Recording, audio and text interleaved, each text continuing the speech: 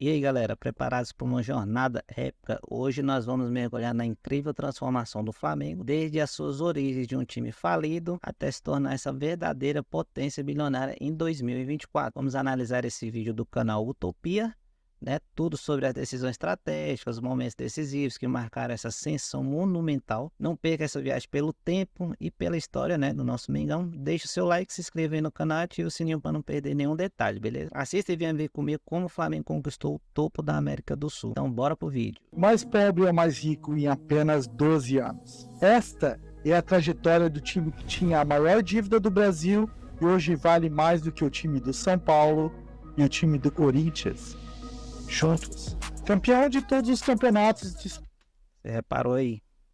Dois times, um dos dois principais times paulistas, hein? O Flamengo tá valendo mais do que os dois juntos, hein? Não é pouca coisa, não. Disputados por times brasileiros e membro da seleta dupla dos únicos dois times nunca rebaixados. Esse time é detentor da maior torcida brasileira. Juntos, são quase 50 milhões de torcedores em todos os estados brasileiros. Isso aí é só uma média, tá? De 50, mas pode ser um pouco para mais ou para menos, mas provavelmente isso aí é um pouco mais, tá? Porque não tem como saber exatamente. Então isso é uma média que eles têm de acordo com o crescimento, é só torcedor e essas pesquisas, coisa e tal. Mas ele não tem somente torcida, ele também é dono de um plantel de nível europeu e também tem uma conta bancária de dar inveja. Não tem como negar, o Flamengo hoje está em outro patamar. Mas quem olha o Mengão de hoje não sabe que essa seleção de estrelas nem sempre foi assim. Fama e excesso de dinheiro já fizeram com que... Ei, essa época aí, só quem é torcedor hoje que lembra dessa época que a gente sofria, filho. Aqui foi um tempo que diretorias flamenguistas tomassem uma série de decisões erradas que quase quebraram o time no passado. Porém, hoje vamos descobrir como Eduardo Bandeira de Melo deu os primeiros passos para transformar um Flamengo falido em uma potência sul-americana. E o mais impressionante é que a solução que ele achou foi tão simples que esta poderia ser aplicada por qualquer clube do Brasil. Digna de prêmios internacionais por sua transparência e equilíbrio de contas, o Flamengo já tem uma gestão profissional há alguns anos. O time está colhendo hoje os frutos de um trabalho minucioso feito desde 2012.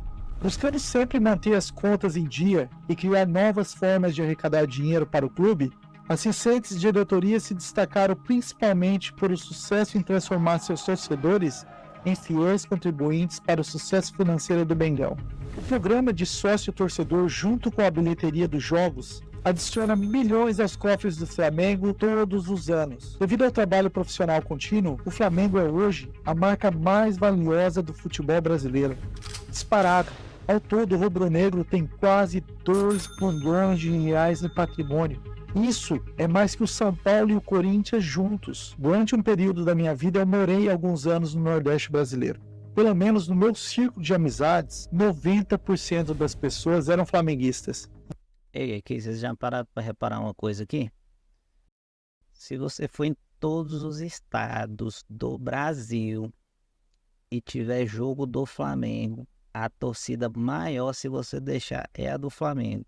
Até que em São Paulo, então, se você deixar, a torcida do Flamengo toma de conta. E em dia de jogos do Flamengo, sinceramente, em qualquer cidade que eu visitava, a impressão que dava era que o número de flamenguistas não era 90%, mas sim 99%. Comenta aí se no estado que você se encontra, qual a maior torcida que não seja o time local, entendeu? O segundo time. Assim, aqui em São Paulo, lógico que tem Palmeiras, tem Corinthians, mas tirando esse time, qual é o time que aí na sua cidade que mais tem torcedor? Fala aí. É impressionante o domínio desse clube nessa região do país. Eu não entendi o porquê dessa predominância, então certa vez eu perguntei a alguns amigos mais informados sobre o assunto. E a resposta que obtive foi que durante décadas, o Norte e o Nordeste brasileiro tinha acesso somente à Rede Globo do Rio de Janeiro. E nesses canais eram passados os jogos de futebol do Flamengo. Por isso, a quantidade de pessoas que são torcedores do rubro-negro é massacrante comparado com as outras torcidas. Alguém comentou em um dos nossos vídeos sobre o Flamengo ser o segundo time para as pessoas do Norte e Nordeste. Na minha humilde opinião, tirando algumas pessoas das capitais como Recife, Fortaleza, Salvador, o que vivi lá foi que o Flamengo era o primeiro time para eles. Depois sobrava um pouquinho de amor para o resto. Mas esta é a minha opinião. Qual é a sua? Se você mora aí... Cara, é o seguinte, minha opinião é o seguinte. Você torce para dois times. Ou você torce pro seu time de coração, ou você torce pro Flamengo. Que queira ou não. Se você não tá torcendo pro seu time, você tá torcendo contra. Isso é inegável. Hoje em dia, todo mundo vive de Flamengo. Hoje em dia, isso é nítido. Em todo lugar você vê. Tudo fala Flamengo. Se o Flamengo perde, comenta. Se ganha, comenta. Tudo que o Flamengo faz, a galera tá em cima, matando em cima. E no Norte ou Nordeste brasileiro e tem um conhecimento diferente ou mais aprofundado, por favor, compartilhe comigo aqui embaixo. Mas de onde vem quase 50 milhões de torcedores? É muita gente. Isso vem dos anos 80, porque foi nos anos 80 que o Flamengo viu uma explosão nos números de torcedores por todo o Brasil. Um tempo inesquecível que marcou para sempre a história desse clube. Foram muitos canecos levantados, jogos inesquecíveis, mas teve um jogo comandado por Zico e Júnior que ficou cravado nos corações rubro-negros. Sabe qual jogo é? A final do grande Mundial de Clubes de 81. Na terra do sol nascente, o Mengão teria um dos maiores desafios de toda a sua história. O Flamengo iria enfrentar o poderoso clube inglês Liverpool. Os Reds eram tricampeões da Champions League, considerado na época um dos melhores times da Europa, se não for o melhor. Os orgulhosos ingleses viram no Mengão a pretensiosa oportunidade de mais um título supostamente fácil. Levantar todas as taças que disputarem. Pelo menos era isso que os torcedores mais apaixonados pensavam na época. Mas como eu sempre digo, o seu amor pelo seu time, às vezes, te deixa cego. O trio não vingou, nem dentro ou fora do campo. Confusões e o ego das duas estrelas. Cara, aqui é porque aqui estão falando no tempo do Edmundo, do Romário, aqueles caras que eram badalados na época, que naquela época só tinha briga. Então, o que o dirigente queria? Só queria mídia naquela época, era só mídia, pura mídia, era só o ego dos caras. Os caras não queriam saber do clube, só queria saber de mídia. Elas atrapalharam um plano que tinha tudo para dar certo. Embora o Flamengo tentasse esconder os problemas que pipocavam internamente no clube, os resultados falavam alto sobre o que se escondia lá. Quando seu ego está inchado e os resultados não condizem com a sua fama de jogador bom, o que você faz quando está perdendo um jogo? Você bota a cabeça no lugar, baixa o ego e joga a bola, correto? Bom, isso é o que eu e você faria. Já Edmundo e Romário, olha só.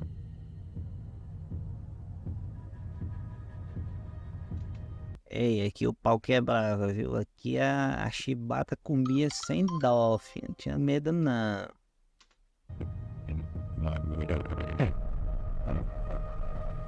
O trio Sávio, Romário e Edmundo foi do estrelato ao fundo do poço em poucos meses. O trio que antes era considerado orgulho para os flamenguistas, virou meme para as outras torcidas que o chamaram de o pior ataque do mundo.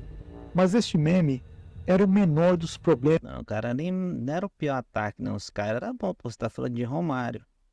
Mas o negócio é que os caras eram muito problemáticos, entendeu? Os caras só queriam rolar na porrada e era cada um por si, não tinha negócio de time, não. Os caras não queriam saber se o Flamengo ia ganhar, não. Os caras queriam saber era do deles, entendeu? Temas que estavam prestes a desencadear no Flamengo. Kleber Leite escondia da torcida algo. Esse aqui, ó. Esse aqui foi onde tudo começou aí, velho. Esse cara aí era horrível. Esse cara só pensava no próprio umbigo dele, cara. Esse cara aí quebrou. Foi daí que começou a quebrar o Flamengo. Foi esse cara aí, ó. O ego dele era muito grande. Ele queria aparecer mais do que o clube, pô. O que mudaria a história campeã do Flamengo. Algo que não poderia ser ignorado por nenhum dos seus torcedores. Algo que faria o clube mudar de patamar por muitos anos. E a conta chegou para o Flamengo. Ambos, Romário e Edmundo, custaram a bagatela de 10 milhões de dólares. Ei, essa conta chegou pro Flamengo aí, ó, não demorou não. O chicote ele estralou, foi rápido, viu? E foi antes esse chicote estralando. Aos cofres vazios do Flamengo, sem falar em salários de quase R$ 1 milhão por mês por cada um deles. E foi a partir daí que a história meteórica do Flamengo começou a cair como um avião em pane, rápido e com muitos chacoalhos. Ambos, Romário e Edmundo, saem do Flamengo por falta de sintonia, mas deixo a pergunta: será que você teria sintonia com seu emprego sem isso aqui? Será que trabalharia motivado se o seu salário fosse sempre atrasado? O Flamengo já tinha perdido as mãos nos gastos há muito tempo. E uma dívida pequena que possa ser empurrada com a barriga, com certeza não é a melhor coisa para se pagar em dia, correto? Não é correto. Mas é assim que os presidentes do Flamengo pensavam. Para falar a verdade, não só do Flamengo. E assim as próximas diretorias iam empurrando as pequenas dívidas do Flamengo, atrasos por transferências, atrasos de pagamento de empresários, atrasos em impostos, atrasos de empréstimos, atrasos em direitos de imagens e, por último, atrasos de salários de atletas. Mano, aqui vocês não sabem aqui, ó, mas o tempo até o atletismo, né, que era o centro lá que tinha natação, essas coisas lá, cara, não tinha nem água na piscina, que os caras estavam devendo tanto que nem conseguia pagar. O Flamengo já chegou no fundo do poço mesmo, no fundo mesmo, quebrado, era o clube mais devia mesmo, mais endividado do Brasil. Muitas vezes nos perguntamos por que os presidentes de clubes não pagam dívida em dia. Porque, para mim, eles não pagam as dívidas por 3 motivos. Primeiro, porque você pede reforços sem se importar se o seu clube pode ou não pagar por eles. Cara, isso aí até hoje é desse jeito aí. A torcida pede, você tá vendo em caso do Corinthians, o povo tudo quer reforço, quer que o time anda, mas não tem dinheiro, pô. Deve fazer como?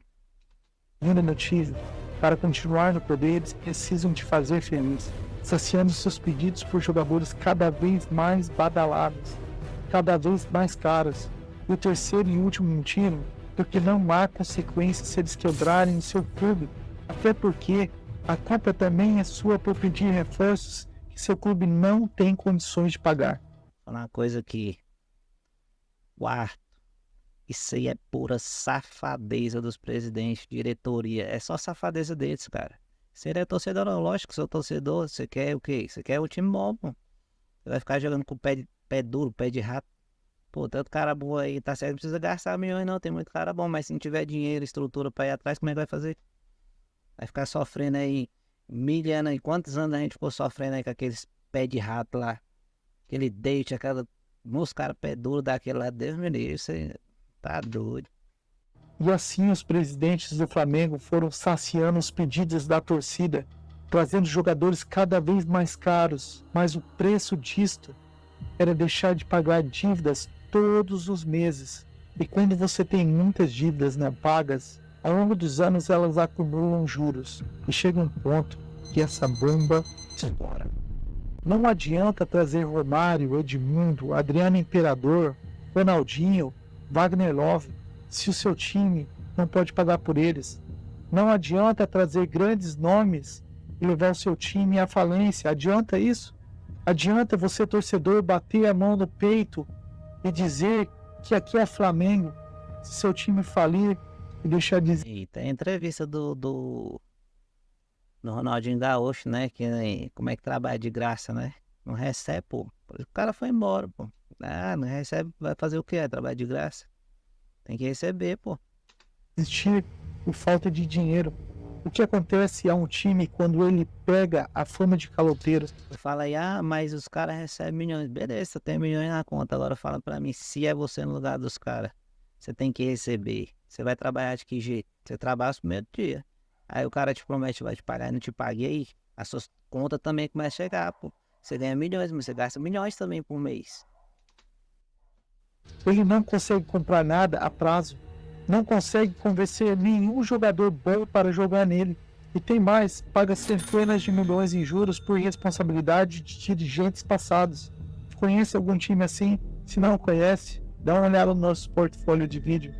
Dá uma olhada nesse campeonato brasileiro, está cheio de times assim. E assim o Flamengo estava caminhando. Ei, aqui ele já mostrou o Corinthians, tá? Tá mostrando o rumo do Corinthians que tá aí do mesmo jeito, há muito tempo. Vocês lembram, o Corinthians, muitos anos, era o top de elite, era o Corinthians. Depois começou a entrar uns presidentes aí, ó. Quebrou igualzinho fez com o Flamengo e tá fazendo pior, viu? A passos largos para um buraco negro que eu já conheço, um buraco onde se encontra dívidas e, por vezes, corrupção, muita corrupção. E aquele Flamengo brilhante de Zico, Leandro e Júnior já não brilhava mais. Estava apagado por dívidas, polêmicas e má reputação, muito má reputação. E sabe quem mais sofria com isso? Acha que eram os presidentes que passaram pelo Flamengo? É lógico que não. Esses encheram o rabo de dinheiro com salários altíssimos, enquanto presidiam um clube afundando. Quem sofria é você, torcedor rubro-negro. Você era o único que sofria com isso. O torcedor... Meu amigo, falar pra você aqui, foi uns 10 anos sofrendo, 10 anos sofrendo, mas ali, torcendo ali. Parece que o Flamengo ficou uns 3, 4 anos assim, seguidos ali, ó, pra não ser rebaixado. Ali, só na beira ali, com aqueles caboclos, se eu falar aqui pra vocês, os pés de rato que tinha duro, ruim, que só vendo, fi. Ali era doído. Hoje em dia, que tá pegando o Flamengo, hoje em dia tá maravilha, tá o docinho. Mas não sabe o que é sofrer não, viu?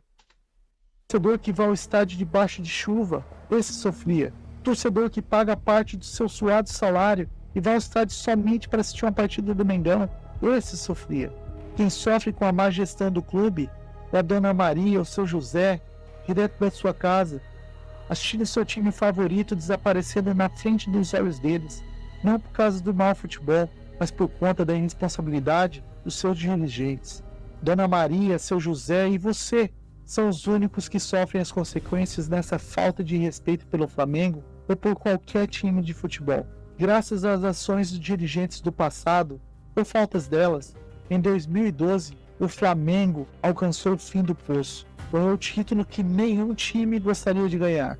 O time de mais endividado do Brasil. Eram 351 milhões de dólares na altura. E com esse título, o time não tinha dinheiro para contratar, para pagar salários, para alugar estádio, para manter as operações do dia a dia.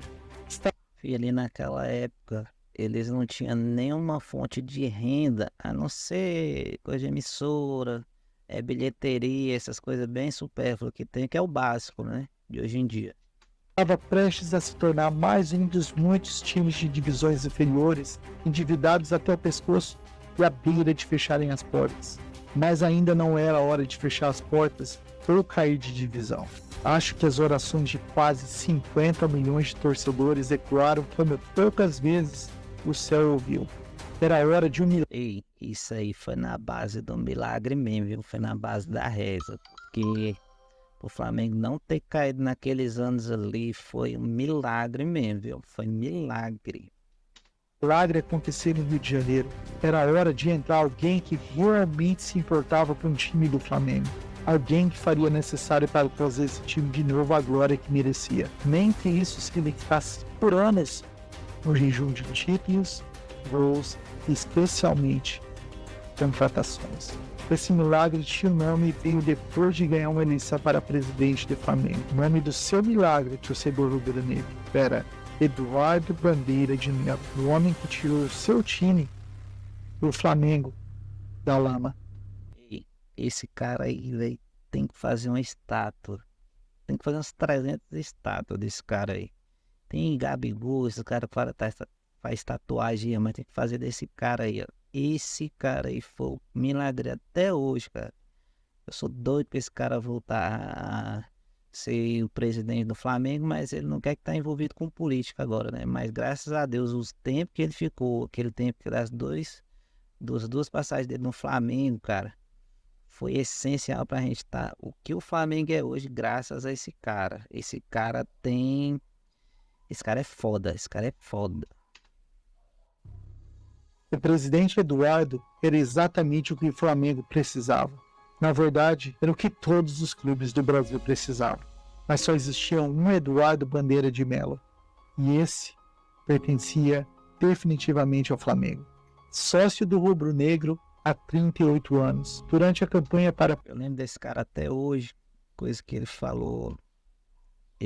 Até hoje no discurso que ele falou o seguinte: a primeira coisa são as dívidas, vão pagar dívidas. Então não me cobrem títulos, não me cobrem nada. Só que aí, realmente, para título tava ruim, tava sofrido pra caralho. Só que o que acontece? Ainda acabou que ganhou a Copa do Brasil, ganhou o campeonato brasileiro, não, ganhou o campeonato estadual também, né? E assim, ajudou bastante, mas aí já estava encaminhando já o processo todo de quitação de dívida. Presidente do Mengão, ele prometeu mudança. E ao contrário dos políticos de Brasília ou de muitos outros presidentes de clubes por aí, Eduardo não falhou com aqueles que confiaram nele. Ele pegou um Flamengo quebrado, sem dinheiro para nada. Então, como todo bom gestor, ele precisava realmente saber o tamanho do mundo. Hoje em dia, a torcida, né, organizada vai lá, quebra o pau e tudo. Eu lembro que a organizada do Flamengo foi lá cobrar ele, questionar ele. Ele pequenininho, né, do jeito que ele é, só chegou lá para eles e falou: o que eu prometi para vocês? Não prometi contratação, nem títulos, nem nada. Falei para vocês que a gente pagaria o preço, mesmo se caísse para uma segunda divisão, mas que primeiramente ele ia sanar as dívidas para daqui a uns 10 anos o Flamengo ser a potência que era. E assim se tornou. E tipo assim, os presidentes da torcida lá, velho, baixaram a cabeça e saíram pianinho. E o cara cumpriu o que ele disse que ia fazer, entendeu? Não dava para confiar nos números que ele tinha acabado de receber da diretoria anterior. Ele precisava das contas do Flamengo auditadas. Então o novo presidente do Flamengo escolheu a Ernst Young para verificar cada entrada, cada saída, cada dívida a serem paga nos próximos anos, tintim por tintim, linha por linha. E ao contrário de todos os outros presidentes dos clubes brasileiros, ele fez o que não traz popularidade para si próprio, mas sim resultados para o Flamengo. Ele parou de contratar e criar dívidas. Ele estava decidido em contrariar os seus cedeiros mais alucinados. Tá ligado aquele que não consegue enxergar a situação financeira do clube? Estes não seriam nem sequer ouvidos pelo presidente. Ele não iria contratar. Era hora de trabalhar somente com aquilo que ele já tem no plantel. Isso que eu tô falando, o cara bateu no peito e falou que ia arrumar do jeito dele e arrumou. Contra tudo e contra todos, mesmo o ego, né, que isso aí é o que atrapalha mesmo a pessoa, é o ego dela. Então ele não tinha ego, ele não trabalhava para ele trabalhava pro Flamengo. Diferente desses outros presidentes que eles trabalham para eles querem ver o ego deles lá em cima, eles querem ser maior do que o clube. O clube sempre vai ser o clube, vai ser sempre maior do que qualquer um, qualquer presidente, qualquer jogador. Se precisasse de peças de reposição, primeiro ele ia buscar a base. Se não achasse, fazia uma contratação aqui, outra ali, pequena, mas não contrataria nome Falando de base. Foi uma das épocas que eles ganharam mais dinheiro, levantaram dinheiro com esses moleques da base. Quantos e quantos moleques aí, ó, novo, esses caras venderam caro, esses moleques aí. Hoje em dia, lógico que tá exorbitante. Eu cheguei Hendrick do Palmeiras aí, 400 milhões, mas quantos jogadores do Flamengo, primeiro, começou a vender por 200 milhões naquela época? Era um absurdo, cara. Badalados nem a pau. Eduardo estava disposto a cair de divisão com o Flamengo se fosse preciso, mas não iria cometer os mesmos erros que todos os outros presidentes cometeram no passado. O foco dele era somente um, era como um sniper, quitar as dívidas do Flamengo, custe o que custar. Você já chegou a dever dinheiro para muitas pessoas? Se sim, uma pergunta deve ter passado pela sua cabeça, imagino que passou na dele. Devo para Deus e para o mundo. Quem eu pago primeiro? Meu Deus, a resposta correta é sempre a mesma. Pague aquele que pode te lascar mais. Foi exatamente isso que o Eduardo fez. Ele pagou todas as dívidas com o Estado brasileiro. Acha que foi pouco?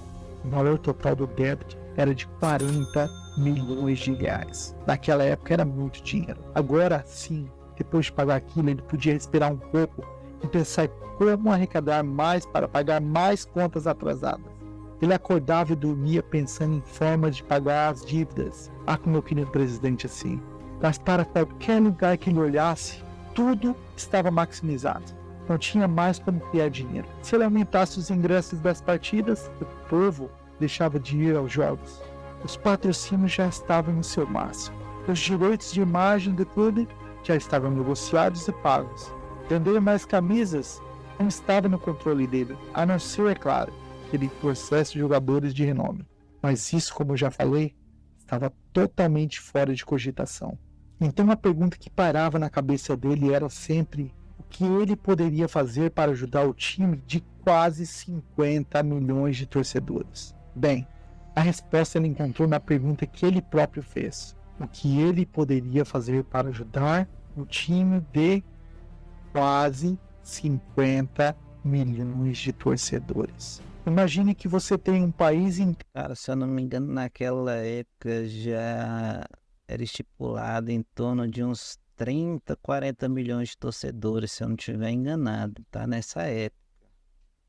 Ter apaixonado por um time que você controla. Eduardo tinha exatamente isso. Afinal, 47 milhões de torcedores rubro-negros é maior que a Argentina inteira ou a Espanha. É muita gente apaixonada. É muita gente disposta de ir além dos seus limites para ajudar o time do coração. E Eduardo é um puta presidente. Chegou isso. Era hora de monetizar o amor dos adeptos do Flamengo. Era hora de separar os meninos dos homens, os simpatizantes dos apaixonados. Era hora de criar o programa sócio-torcedor do Flamengo. Começar a pagar as dívidas o mais rápido possível. O Eduardo, ao contrário de muitos, usou o cérebro. Ele olhou para os outros clubes e procurou por coisas que funcionam lá para aplicar no dele aqui. A ideia de sócio-torcedor veio de uma dessas análises de concorrência. Ele pegou a ideia do São Paulo, o primeiro clube brasileiro a ter sócio-torcedores. Genial! O que está certo, copia. O que está errado, faz diferente. Mas, cara, pra você ver como é que é, né? São Paulo, aquele tempo lá, já era um time já inteligente, já. Como é que o São Paulo chegou a também passar essa fase, até hoje, né? Essa fase ruim.